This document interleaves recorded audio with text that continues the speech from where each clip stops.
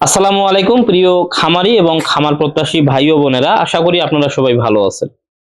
এই যে আপনারা বাছুরটা দেখতে পাচ্ছেন, এই বাছুরটাকে নিয়ে কিন্তু আমার একটু মায়া হচ্ছে এই কারণে যে আমরা যেদিন আসলে খামারে নিয়ে আসি, নিয়ে আসার 2 দিন পরে আমরা বুঝতে পারলাম যে এর মায়ের কিন্তু খুরা রোগ হয়েছে। আর খুরা রোগের ভয়ে কিন্তু এটাকে আমরা আলাদা রাখছি। আর আলাদা রাখা মানে কি? এটা কিন্তু টোটালি দুধ বর্তমান খাচ্ছে না। আর এই গরুটার বয়স কত হবে এই বাছুরটার? বড় জোর যদি আমরা হিসাব করি এই বাছুরটার বয়স হতে পারে 3 থেকে 4 মাস। কিন্তু আমরা বাঙালি যারা আছি আমরা কিন্তু প্রচুর পরিমাণে আবেগপ্রবণ। আমরা কিন্তু 6 মাস পর্যন্ত বাছুরকে কিন্তু দুধ খাওয়াই।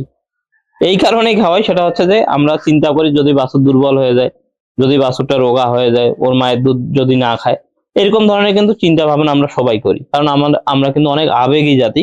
আর আমরা কিন্তু আসলে অনেক কিছু জানি না, না জেনে কিন্তু এই কাজগুলো করে থাকি।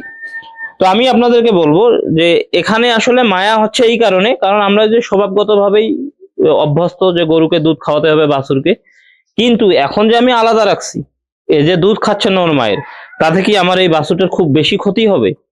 আপনারা কিন্তু আমাকে প্রশ্ন করতে পারেন। এটার উত্তর হবে কখনো এর আসলে আহামরি অনেক বড় কোনো ক্ষতি হবেই না। বরং আপনারা যদি একটা জিনিস করতে পারেন, সেটা হচ্ছে যে আপনার ইউরোপের কোনো খামার, যেমন ধরেন নেদারল্যান্ড, নিউজিল্যান্ড, অস্ট্রেলিয়া, এই যে এই কান্ট্রিগুলো যদি আপনারা ভিডিও দেখে থাকেন, তাহলে আপনারা একটা জিনিস খেয়াল করে দেখবেন যে বাছুর জন্ম নেওয়ার কয়েকদিন পরেই বাছুরটাকে টোটালি আলাদা করে দেয়, করে ফিডারে কিন্তু দুধ খাওয়ায়। তার মানে মায়ের সাথে যে বাছুরের একটা সম্পর্ক রাখতে হবে সেটা কোনো রুলস না। এটা আপনি আলাদাও রাখতে পারেন, আলাদাভাবে যে এটা যে খারাপ প্রোডাকশন হবে সেটাও কিন্তু না। এটাও কিন্তু অনেক ভালোভাবে কিন্তু আমরা এটাকে তৈরি করে নিতে পারবো। তো সেই দৃষ্টিতে আমি আসলে আপনাদেরকে বলতেই পারি, সেটা হচ্ছে যে এরকম ধরনের বাছুর যদি আমরা আলাদা রাখি, তারপরে কিন্তু কোনো সমস্যা নেই।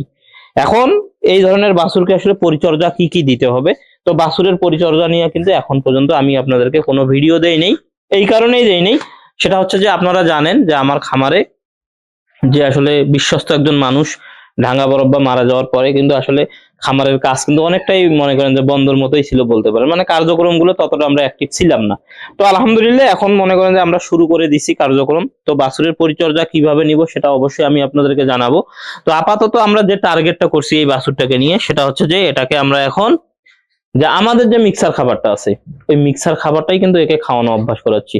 মানে 2 মুঠ 1 মুঠ করে দিচ্ছি, আর পানি একটু করে দিচ্ছি, ও কিন্তু ওগুলো খাচ্ছে। আর আমার মনে হচ্ছে যে আগের থেকে কিন্তু অনেকটা সবল হয়েছে। আগে যেভাবে নিয়ে আসছি তার থেকে কিন্তু অনেকটা সবল হয়েছে। পাশাপাশি এর যে আসলে লোমগুলো এলোমেলো আছে, এগুলো তো অবশ্যই পরিচর্যা আমরা করব। এটাকে আমরা কলিজা কৃমির ইনজেকশন করব, কিভাবে করতেছি প্রতিটা জিনিস আমি আপনাদের সাথে শেয়ার করব। তো এখানে আমি আপনাদেরকে 2টা মেসেজ দিতে চাচ্ছি। সেটা হচ্ছে যে বর্তমান আপনারা যারা গরু কিনতে চাচ্ছেন, আসলে আমার অঞ্চলে যদি খুরা রোগ থাকে বুঝে নিবেন যে গোটা বাংলাদেশেই খুরা রোগ হচ্ছে। এই কারণেই হচ্ছে বর্তমান কিন্তু আসলে গরুর ব্যবসা কিন্তু আর আগের জায়গাটাতে নাই। আগে যেভাবে গরুর ব্যবসা হতো সেই জায়গাটাতে কিন্তু নাই। এখন গরু ব্যবসায়ীরা কিন্তু অনেক আপডেট হয়ে গেছে। এখন মনে করেন যে 12 ঘন্টা পূর্বে যদি মনে করেন ঢাকায় আছে, বর্তমান দেখবেন যে চলে আসছে রংপুরে। আবার যদি রংপুরে এখন দেখেন, দেখবেন যে কালকে আবার ওই মানুষটাকে দেখবেন যে চলে গেছে নওগাঁতে। আবার নওগাঁর মানুষটা দেখবেন যে চলে গেছে সিলেটে। তার মানে কি, ব্যবসা কিন্তু বর্তমান ট্রাকের মাধ্যমেই হচ্ছে, চতুর্দিকে কিন্তু দৌড়াদৌড়ি হচ্ছে। তার মানে এই রোগটা কিন্তু দ্রুত ছড়ায় যাচ্ছে। আর এগুলো তো ছোঁয়াচে রোগ, এটাও কিন্তু আপনাকে বুঝতে হবে। এ কারণে আমাদেরকে যেটা করতে হবে সেটা হচ্ছে যে আমরা গাভী কিনি কিংবা বাছুর কিনি কিংবা ষাঁড় কিনি কিংবা অন্য যে কোনো গরুই কিনি না কেন, আমাদেরকে অবশ্যই সতর্ক থাকতে হবে সময় মতো। বিশেষ করে বাছুরের ক্ষেত্রে বলতেছি, যেহেতু বাছুর আমরা কসাইকে দিতে পারবো না, বাছুর কিন্তু আমাদেরকে ভালো প্রোডাকশনে রেডি করতে হবে। এই ধরনের বাছুরগুলোকে এজন্য সময় মতো আপনাকে ভ্যাকসিনেশন করতে হবে, যাতে লাম্পি কিংবা খুরা এ ধরনের ভয়াবহ রোগ যেন না হয়।